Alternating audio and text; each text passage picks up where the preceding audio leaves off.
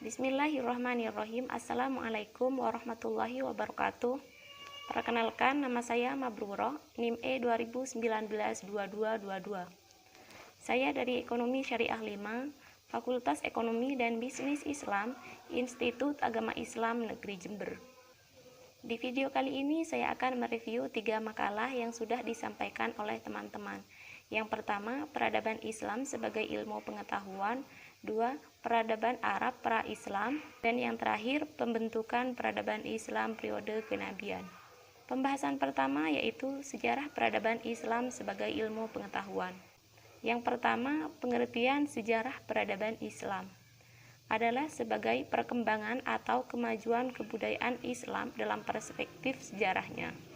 Namun dapat pula diartikan sebagai kemajuan dan tingkat kecerdasan akal yang dihasilkan dalam periode kekuasaan Islam, mulai dari periode Nabi Muhammad SAW sampai perkembangan kekuasaan Islam saat ini, yang berperang dalam melindungi pandangan hidup Islam, terutama hubungannya dengan ibadah, penggunaan bahasa, dan kebiasaan hidup bermasyarakat. Kemudian, pengertian ilmu pengetahuan adalah usaha untuk mengetahui atau mempelajari sesuatu yang bersifat empiris dan melalui suatu cara tertentu. Sedangkan pengetahuan dapat diartikan sebagai suatu yang diperoleh dengan pengalaman-pengalaman. Jadi, kesimpulannya, pengetahuan adalah deretan konsep dan skema konseptual yang berhubungan satu sama lain sebagai hasil eksperimen secara observasi yang diperoleh melalui pengalaman-pengalaman. 3. Sejarah peradaban Islam sebagai ilmu pengetahuan. 1. Memiliki objek yang jelas. 2. Memiliki metode tertentu. 3. Disusun secara sistematis. 4. Menggunakan pemikiran yang rasional. 5. Kebenarannya bersifat objektif. Dan yang terakhir, memiliki tujuan. Adapun cara memperoleh informasi tentang sejarah peradaban Islam dapat dilakukan dengan beberapa metode. Yang pertama, metode observasi, yaitu melalui penelitian yang dilakukan terhadap peninggalan sejarah yang dilakukan secara sistematis. Yang kedua, metode dokumenter, dengan mempelajari secara cermat dan mendalam segala dokumen untuk mendapatkan keterangan yang diperlukan. Sedangkan dalam penulisannya, sejarah peradaban Islam dapat dilakukan melalui beberapa metode. Yang pertama, metode deskriptif, yaitu disajikan untuk menggambarkan keadaan pada masa lalu dengan tujuan untuk memahami yang terkandung dalam sejarah. 2. Metode komparatif, yaitu membandingkan sebuah perkembangan peradaban Islam dengan peradaban Islam lainnya. Yang terakhir, metode analisis sintesis, yaitu dengan mengumpulkan sumber-sumber atau data-data dan menghubungkannya dengan bukti peninggalan sejarah. Berikut periodisasi dalam sejarah peradaban Islam. Yang pertama, periode klasik, yang terjadi pada tahun 650 sampai 1250 Masehi. 2. Periode pertengahan, yang terjadi pada tahun 1250 sampai 1800 Masehi. Yang terakhir, periode modern, yang terjadi pada tahun 1800 sampai sekarang. Pembahasan kedua, peradaban Islam pra-Arab. 1. Bangsa Arab pra-Islam.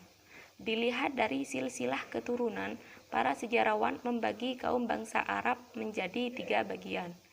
Yang pertama, Arab Baidah, yaitu kaum-kaum Arab terdahulu yang sejarahnya tidak bisa dilacak secara rinci dan komplit, seperti kaum Ad, kaum Samud, dan yang lainnya.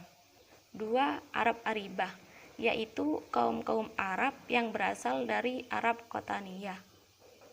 3. Arab Mustaribah, yaitu kaum-kaum Arab yang berasal dari keturunan Ismail, yang disebut pula kaum Adnaniyah. 2. Sistem politik dan kemasyarakatan bangsa Arab pra-Islam. Yang pertama, kondisi politik. Dunia politik Arab pra-Islam lebih didominasi oleh model kesukuan. Pemimpin tertinggi dari suku dinamakan Syekh, yaitu seorang pemimpin yang dipilih antara sesama anggota. Adapun pemerintahan Arab pra-Islam sebagai berikut. 1. Arab Baidah, meliputi daerah Irak, Syria, India, dan Mesir. 2. Arab Aribah atau Qotaniyah, kerajaan Maidiyah di Yaman. 3. Arab Mastarabah, yaitu kerajaan Ghassaniyah yang berpusat di Mekah dan Yasrib. 2. Kondisi kemasyarakatan. Daerah keadaan alamnya gurun atau padang pasir. Penduduknya memiliki keistimewaan yaitu memiliki nasab murni, karena Jazirah Arab tidak pernah dimasuki oleh orang asing. Sistem kepercayaan dan kebudayaan bangsa Arab pra-Islam. Berkaitan dengan agama, Arab pra-Islam memeluk agama Ibrahim. Namun nantinya ketauhidan mereka akan terkontaminasi dengan menyembah berhala. Mereka menganggap bahwa berhala-berhala tersebut merupakan pelantara antara mereka dengan Tuhan. Adapun keadaan masyarakat sebelum datangnya Islam, mereka tenggelam dengan adat jahiliyah. Pada masa Arab pra-Islam, ada 3 berhala yang besar, seperti Manat, tempatnya di Musallah di tepi Laut Merah dekat Qudaid. 2. Lata, tempatnya di Taif. 3. Uzza, tempatnya di Wadi Nahlah. Dalam salah satu riwayat menyebutkan bahwa watak dan tabiat buruk masyarakat Arab pra-Islam adalah 1. Minum minuman keras, berzina dan memperkosa, memperlakukan wanita sebagai barang yang diperjualbelikan, membunuh anak perempuan, dan masih banyak lagi kegiatan buruk yang mereka lakukan. Yang ketiga, peradaban Islam periode kenabian. Yang pertama, fase Mekah. Nabi Muhammad SAW menyebarkan dakwahnya dilakukan dengan 2 cara. Yang pertama, dakwah secara sembunyi-sembunyi. Secara diam-diam Rasulullah mengajak untuk memeluk agama Islam, mula-mula kepada keluarga, kemudian sahabat dekat. Berikut orang-orang yang mula-mula masuk Islam. Yang pertama, istri beliau sendiri, yaitu Khadijah. 2. Kalangan pemuda, yaitu Ali bin Abi Thalib dan Zaid bin Haris. 3. Dari kalangan budak, yaitu Bilal. 4. Orang tua atau tokoh masyarakat, seperti Abu Bakar, Utsman, dan Umar. 2. Dakwah secara terang-terangan. Rasulullah melakukan dakwah secara terang-terangan setelah mendapat perintah langsung dari Allah, yaitu turunnya Quran Surah Al-Hijj ayat 94. 2. Fase Madinah. 1. Pembentukan sistem kemasyarakatan, di antaranya sebagai berikut. Pembangunan Masjid Nabawi, mempersaudarakan antara kaum Muhajirin dan Ansar, kesepakatan untuk saling membantu antara kaum muslimin dan kaum non-muslim, peletakan asas-asas politik, ekonomi, dan sosial. Yang kedua, dalam bidang politik. Yang pertama, setiap kelompok mempunyai pribadi keagamaan dan politik. 2. Kebebasan beragama terjamin buat semua warga negara.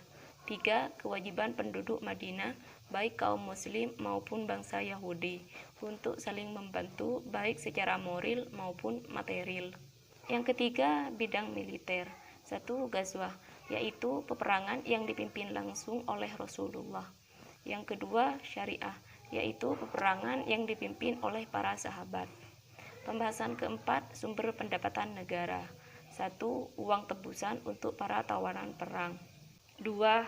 Atau rikas, harta karun temuan pada periode sebelum Islam. 3. Wakaf, yaitu harta benda yang didedikasikan oleh seorang muslim untuk kepentingan agama Allah dan pendapatannya akan disimpan di Baitul Mal. 4. Zakat fitrah. 5. Bentuk lain sedekah seperti hewan kurban dan kifarat. 6. Usr.